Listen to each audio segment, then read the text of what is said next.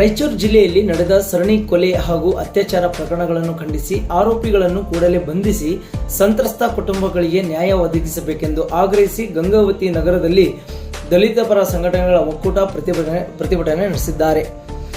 ದೇವದುರ್ಗ ತಾಲೂಕಿನ ಭೂಮಾನಂದ, ಲಿಂಗ್ಸ್ಕೂರ್ ತಾಲೂಕಿನ ರಾಣಮ್ಮ ಹಾಗೂ ಸಿರ್ವಾರ್ ತಾಲೂಕಿನ ಅಶ್ವಿನಿ ಅವರ ಕೊಲೆ ಪ್ರಕರಣಗಳ ಆರೋಪಿಗಳನ್ನು ತಕ್ಷಣ ಬಂಧಿಸಬೇಕೆಂದು ಪ್ರತಿಭಟನಾಕಾರರು ಒತ್ತಾಯಿಸಿದ್ದಾರೆ.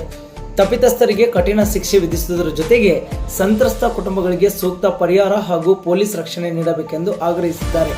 ಪ್ರಕರಣಗಳ ತನಿಖೆಯನ್ನು ನಿಷ್ಪಕ್ಷಪಾತವಾಗಿ ನಡೆಸಿ ಆರೋಪಿಗಳನ್ನು ಶೀಘ್ರ ಬಂಧಿಸಬೇಕು, ಸಂತ್ರಸ್ತ ಕುಟುಂಬಗಳಿಗೆ ಸರ್ಕಾರ ನ್ಯಾಯ ಒದಗಿಸಬೇಕೆಂದು ಪ್ರತಿಭಟನೆ ಮಾಡುವ ಮೂಲಕ ಒತ್ತಾಯಿಸಿದ್ದಾರೆ. ಈ ಪ್ರತಿಭಟನೆಯಲ್ಲಿ ರಮೇಶ್ ಕಾಳಿ, ಶಂಕರ್ ಸಿದ್ದಾಪುರ್, ಚಂದ್ರಶೇಖರ್ ಚಲವಾದಿ, ಬರಗೂರ್ ಮರಿಸ್ವಾಮಿ, ಹುಲಿಗೇಶ್ ದೇವರಮನಿ, ಮುಲಗಪ್ಪ ಮಾಗಿ, ಬಸವರಾಜ್ ಪೂಜಾರಿ ಸೇರಿದಂತೆ ಇನ್ನು ಅನೇಕ ದಲಿತ ಪರ ಸಂಘಟನೆಗಳ ಮುಖಂಡರು ಹಾಗೂ ಕಾರ್ಯಕರ್ತರು ಭಾಗವಹಿಸಿದರು.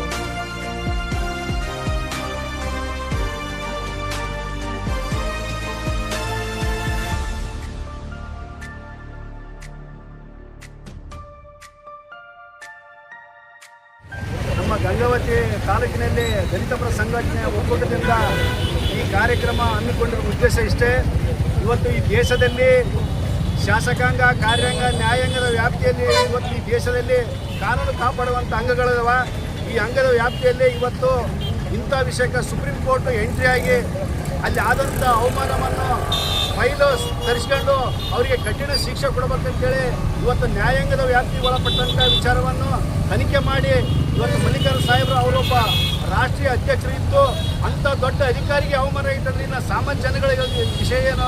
ಇವತ್ತು ಅಸ್ಪೃಶ್ಯ ಈ ದೇಶದಲ್ಲಿ ಇದೆ ಅಂತ ಮತ್ತೆ ನಮಗೆ ತೋರಿಸ್ಕೊಟ್ಟಂಗತೈತಿ. ಈ ದೇಶದಲ್ಲಿ ಶತಮಾನಗಳಿಂದ ಹೋರಾಟ ಮಾಡ್ಕೊಂತ ಬಂದು ಇವತ್ತು ತುಳಿತಕ್ಕೆ ಒಳಗಾದಂಥ ತಳ ಸಮುದಾಯ ಅಸ್ಪೃಶ್ಯತೆ ಇನ್ನೂ ಆಚರಣೆಯಲ್ಲಿ ಐತಲ್ಲ, ಇದು ನಮಗೆ ನಾಚಿಕೆಯ ಸಂಗತಿ.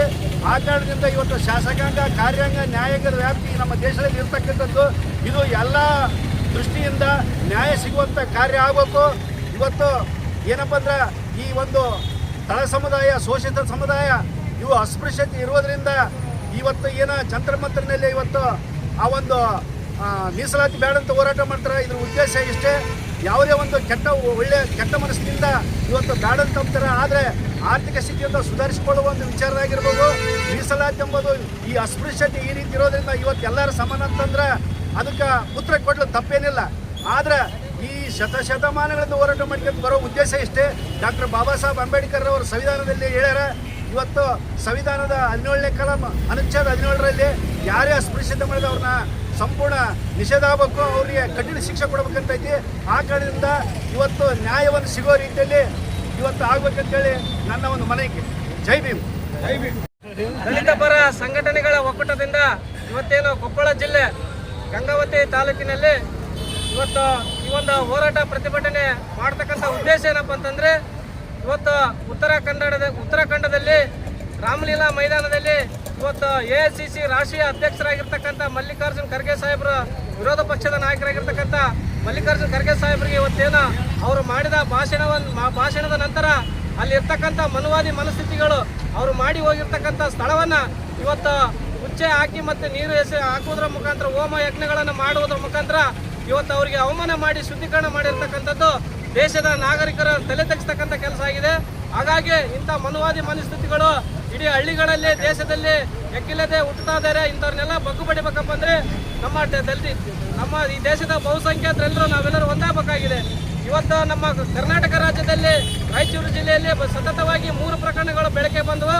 ದಲಿತರ ಮೇಲೆ ನಡೀತಕ್ಕಂಥ ದೌರ್ಜನ್ಯಗಳು ಇವತ್ತು ಭೂಮಾನಂದನ ಕೊಲೆ ಆಗಿರ್ಬೋದು, ದೇವದುರ್ಗ ತಾಲೂಕಿನ 17 ಗ್ರಾಮದ ಭೂಮಾನಂದನ ಕೊಲೆ ಮತ್ತು ಇದು ನಮ್ಮ ಶಿರ್ವಾರ ತಾಲೂಕಿನಲ್ಲಿ ನಡೆದಿರ್ತಕ್ಕಂಥ ಅಶ್ವಿನಿ ಎಂಬ ಹೆಣ್ಣು ಮಗಳ ಮೇಲೆ ಇವತ್ತು ಆರೋಪಿಗಳು ಇವತ್ತು ಅತ್ಯಾಚಾರವನ್ನು ಎಸಗಿ ಬಾವಿಗೆ ಎಸೆದು ಹೋಗಿರ್ತಕ್ಕಂಥ ಘಟನೆ ಆಗಿರ್ಬೋದು.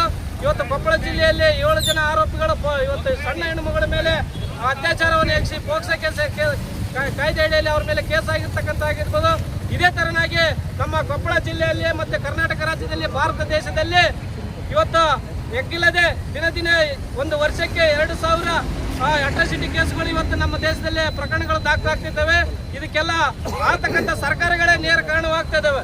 ಇವತ್ತು ಎಲ್ಲೆಂದರಲ್ಲಿ ದಲಿತರ ಮೇಲೆ ದೌರ್ಜನ್ಯಗಳು, ದಬ್ಬಾಳಿಕೆಗಳು, ಗುಂಡಾಗಿರಿಗಳು, ದೌರ್ಜನ್ಯ ಅಂತ ಸಂಬಂಧಪಟ್ಟಿರ್ತಕ್ಕಂಥ ಎಲ್ಲ ವಿಷಯಕ್ಕೆ ಸಂಬಂಧಪಟ್ಟಿರ್ತಕ್ಕಂಥ ದೌರ್ಜನ್ಯಗಳು ಇವತ್ತು ನಮ್ಮ ಮೇಲೆ ನಡೀತಾ ಇದ್ದಾವೆ. ಇದಕ್ಕೆ ಸರ್ಕಾರಗಳು ಯಾವುದೇ ರೀತಿಯ ಕಠಿಣ ಶಿಕ್ಷೆ ಕಾನೂನುಗಳನ್ನು ತರ್ತಾ ಇಲ್ಲ.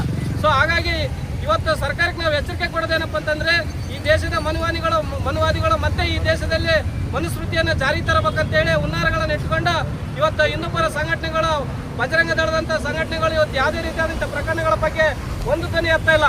ಯಾಕೆ ಎತ್ತಾ ಇಲ್ಲಪ್ಪ ಅಂತಂದ್ರೆ ಇವತ್ತು ಅದರಲ್ಲಿ ಇರ್ತಕ್ಕಂಥ ಆಲ್ಮೋಸ್ಟ್ ಅಲ್ಲಿ ನಾವು ಬ್ಯಾಕ್ವರ್ಡ್ ಕಮಿಟಿಗಳೇ ಇವತ್ತು ಯಾವುದೋ ಒಂದು ಸಣ್ಣ ಪುಟ್ಟ ಘಟನೆ ಆಯ್ತಪ್ಪ ಅಂದ್ರೆ ರೋಡಿಗಿಳಿದು ಇವತ್ತು ರಾಜೀನಾಮೆ ಕೇಳಕ್ಕೆ ಬರ್ತಾ ಇದ್ದಾರೆ.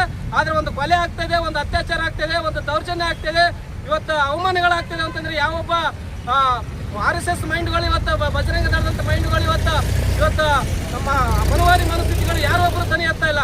ಈ ದೇಶದಲ್ಲಿ ನಾವೆಲ್ಲರೂ ಜಾತ್ಯತೀತ ರಾಷ್ಟ್ರ ಆಗಿರೋದ್ರಿಂದ, ಹಿಂದೂ ಮುಸ್ಲಿಂ ನಾವೆಲ್ಲರೂ ಒಂದೇ ಆಗಿರೋದ್ರಿಂದ ಈ ದೇಶ ಜಾತ್ಯತೀತ ರಾಷ್ಟ್ರ. ಹಾಗಾಗಿ ಇಲ್ಲಿ ಇರ್ತಕ್ಕಂಥ ದೌರ್ಜನ್ಯ ಯಾವನೇ ಸಿಗಲಿ ಅವನ ಮೇಲೆ ಕಠಿಣ ಶಿಕ್ಷೆಗೆ ಗುರಿಪಡಿಸ್ಬೇಕಂತೇಳಿ ನಾವು ಸರ್ಕಾರಕ್ಕೆ ಒತ್ತಾಯ ಮಾಡ್ತಿದ್ದೇವೆ. ಜೈ ಭೀಮ್, ಜೈ ಪ್ರಭುತ್ವ.